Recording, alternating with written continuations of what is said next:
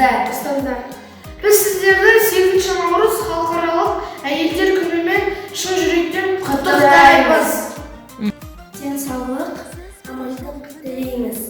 Мерейлі сәт мерекеге ұласып, 8 наурыз келіп қарасып, қыздардың нәзік жандар мейрамы үлкен үміт шапағатын тұшыр.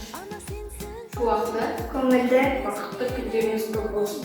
Істеріңізде қуаныш, шаттық күтпейді. Әрқашан жадырап жүре беріңіздер. Сіздер әлемдегі бар жақсылыққа Бақытқа лайықсыздар. Әлемді нұрландырып жүріп беріңіздер. Ақ тілектерін ізгі пенделер сіздерге айналады. Ару қыздар, аңыздар, сұлу қозы, күн нұрынан нәр алған жылу қозы, әдемісің бәріңе сұлусыңдар, бірін көктен бірін жаз бірін. гүліндей құлпырып, Жайнар